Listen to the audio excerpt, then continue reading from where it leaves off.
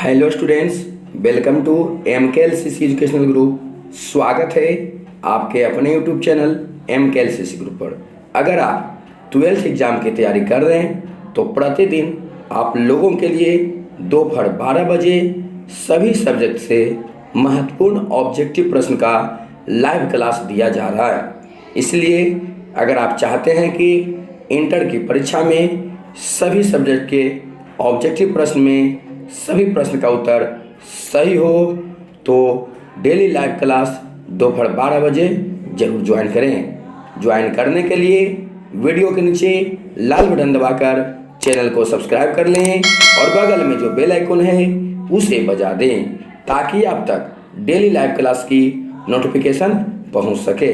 तो चलिए आज का क्लास स्टार्ट कर रहे हैं और आज का क्लास हम लोग ध्यान देंगे, रविवार है, आज है दिन रविवार, इसलिए आज का क्लास हम लोग आर्ट्स से लेंगे क्योंकि आप लोगों की क्लास रूटीन वाइज हो रही है। हम लोग सोमवार को फिजिक्स, मंगल को केमिस्ट्री, बुधवार को बायोलॉजी, गुरुवार को 100 मार्क्स हिंदी जो साइंस, आर्ट्स एवं कॉमर्स स्ट्रीम के बच्चों के लिए है, सभी के लिए समान है।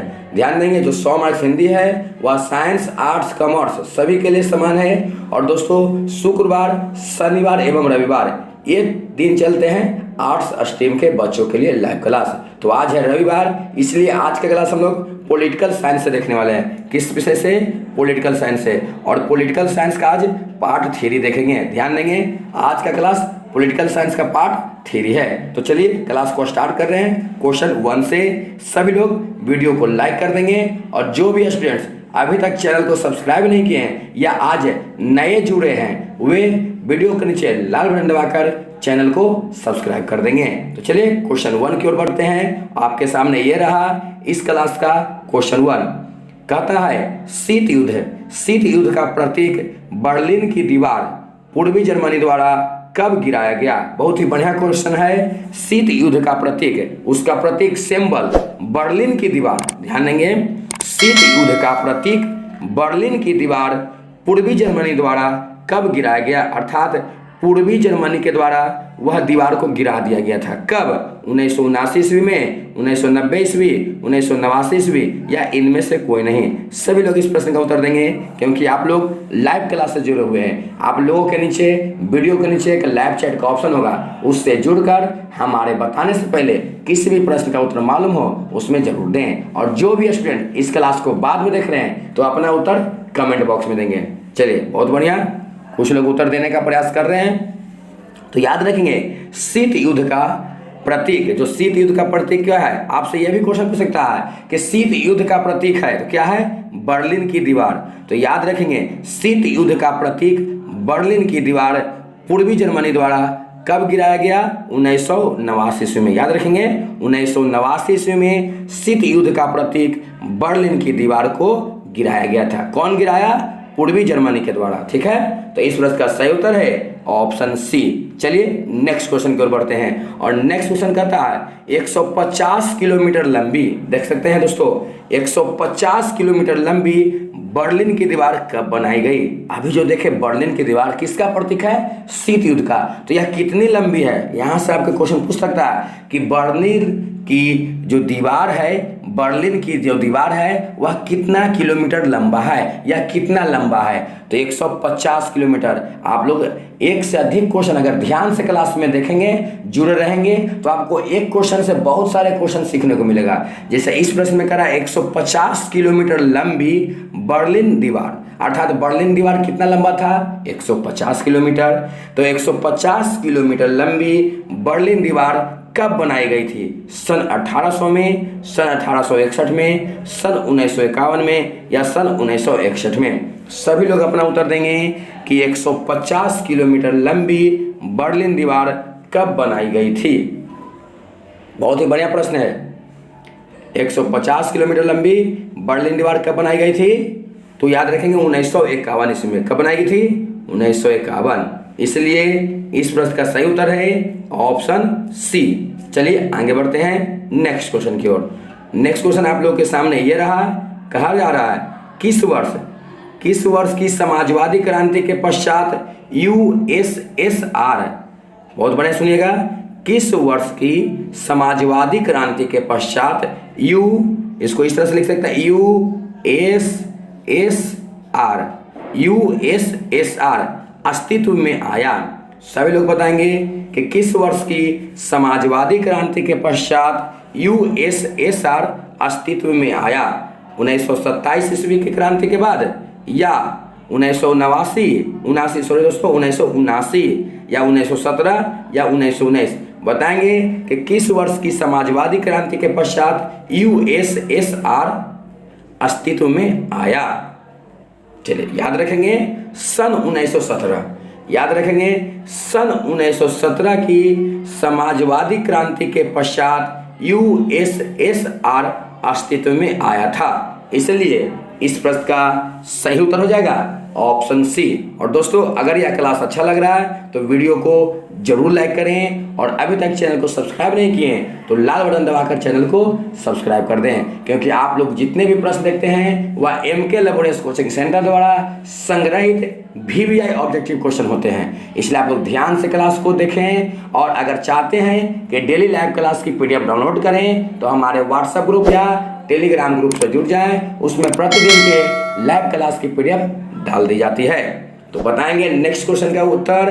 कहा जा रहा है सोवियत राजनीतिक प्रणाली की धुरी कौन सी पार्टी है। सोवियत राजनीतिक प्रणाली की धुरी कौन सी पार्टी है। Congress party, Nazi party, communist party, या इनमें से कोई नहीं। सभी लोग अपना उत्तर देंगे लाइव चैट में, और जो भी स्टूडेंट्स इस क्लास को बाद में देख रहे हैं तो अपना उत्तर कमेंट बॉक्स में देंगे। सोवियत राजनीतिक प्रणाली की धुरी कौन सी पार्टी है, तो याद रखेंगे नाजी पार्टी। क्या होगा आंसर, नाजी पार्टी। इसलिए इस प्रश्न का सही उत्तर है ऑप्शन बी। चलिए आगे बढ़ते हैं नेक्स्ट क्वेश्चन की ओर। नेक्स्ट क्वेश्चन कहता है सोवियत संघ में द्वितीय विश्व युद्ध के बाद क्या हुआ था। 2 दलीय शासन व्यवस्था हुई, 1 दलीय शासन व्यवस्था हुई, या बहुदलीय शासन व्यवस्था हुई, या पूंजीवादी शासन व्यवस्था हुई। क्या हुआ था दोस्तों सोवियत संघ में द्वितीय विश्व युद्ध के बाद। जब द्वितीय विश्व युद्ध हुआ था तो उसके बाद सोवियत संघ में क्या हुआ था, किस तरह की व्यवस्था हो गई थी। तो याद रखेंगे द्वितीय विश्व युद्ध के बाद सोवियत संघ में 1 दलीय शासन व्यवस्था हो गई थी। याद रखेंगे 1 दलीय शासन व्यवस्था हुई थी द्वितीय विश्व युद्ध के बाद। कहाँ, सोवियत संघ में। चलिए आगे बढ़ते हैं नेक्स्ट क्वेश्चन की ओर। नेक्स्ट क्वेश्चन आप लोग के सामने ये रहा। सोवियत संघ की स्थापना कितने गणराज्यों को मिलाकर हुई। सोवियत संघ की स्थापना कितने गणराज्यों को मिलाकर हुई। 11, 15, 25 या 30। सभी लोग बताएं अपना उत्तर। चलिए नेक्स्ट क्वेश्चन आपके सामने कह रहा है सोवियत संघ ने कब अफगानिस्तान में हस्तक्षेप किया। सोवियत संघ ने कब अफगानिस्तान में हस्तक्षेप किया। सभी लोग बताएंगे कि सोवियत संघ ने कब अफगानिस्तान में हस्तक्षेप किया था। 1979 ईस्वी, 1989, 1990 या 1969। सभी लोग अपना उत्तर दें कि सोवियत संघ ने कब अफगानिस्तान में हस्तक्षेप किया। अपना उत्तर जरूर लिखें कि सोवियत संघ ने कब अफगानिस्तान में हस्तक्षेप किया। चलिए बहुत बढ़िया, याद रखेंगे सोवियत संघ ने कब अफगानिस्तान में हस्तक्षेप किया। 1979 ईस्वी। कब दोस्तों, 1979 ईस्वी में। याद रखेंगे सोवियत संघ ने 1979 ईस्वी में अफगानिस्तान में हस्तक्षेप किया। चलिए नेक्स्ट क्वेश्चन, और नेक्स्ट क्वेश्चन आप लोग के सामने ये रहा। कह रहा है साम्यवादी सोवियत गणराज्य के विघटन के बाद किसको सोवियत संघ का उत्तराधिकारी राज्य माना गया। साम्यवादी सोवियत गणराज्य के विघटन के बाद किसको सोवियत संघ का उत्तराधिकारी राज्य माना गया। रूस, ऑस्ट्रिया, यूगोस्लाविया या बेलग्राद। सभी लोग बताएंगे कि साम्यवादी सोवियत गणराज्य के विघटन के बाद किसको सोवियत संघ का उत्तराधिकारी राज्य माना गया। अपना उत्तर सभी लोग दें कि किसको उत्तराधिकारी राज्य माना गया?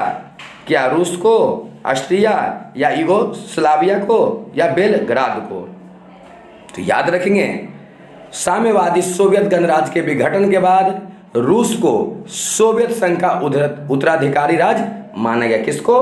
रूस को। इसलिए इस प्रश्न का सही उत्तर हो जाएगा ऑप्शन ए। चलिए नेक्स्ट क्वेश्चन की ओर। नेक्स्ट क्वेश्चन कहता है, द्वितीय विश्व युद्ध के बाद अमेरिका को छोड़कर सोवियत रूस की आर्थिक व्यवस्था और संचार प्रणाली विश्व में कैसी थी?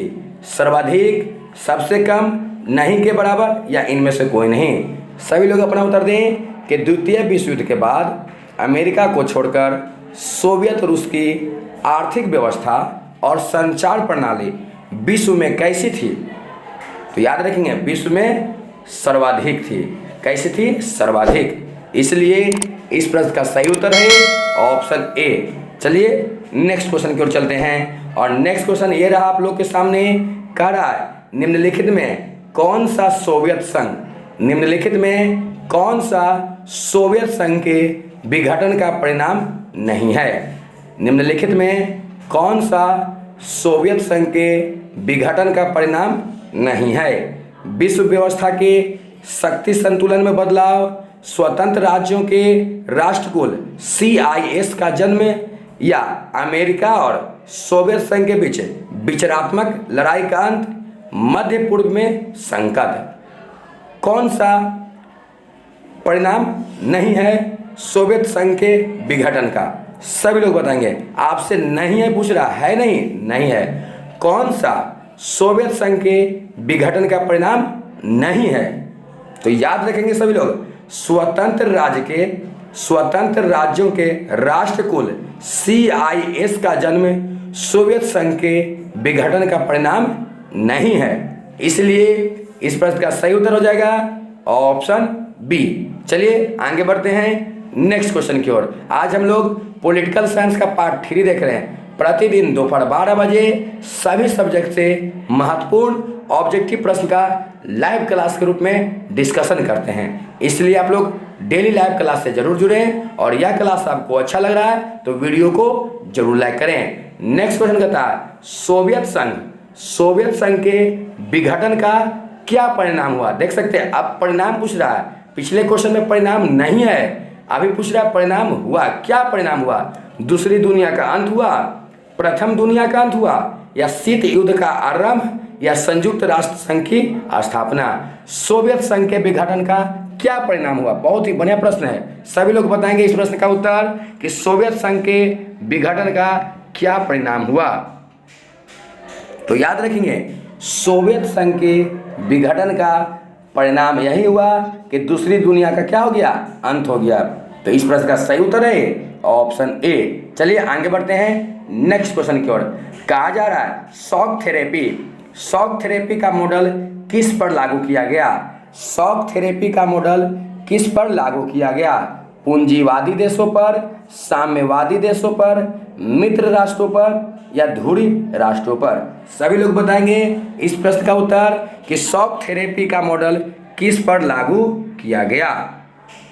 चलिए बहुत बढ़िया, याद रखेंगे शॉक थेरेपी का मॉडल साम्यवादी देशों पर लागू किया गया। किस देशों पर?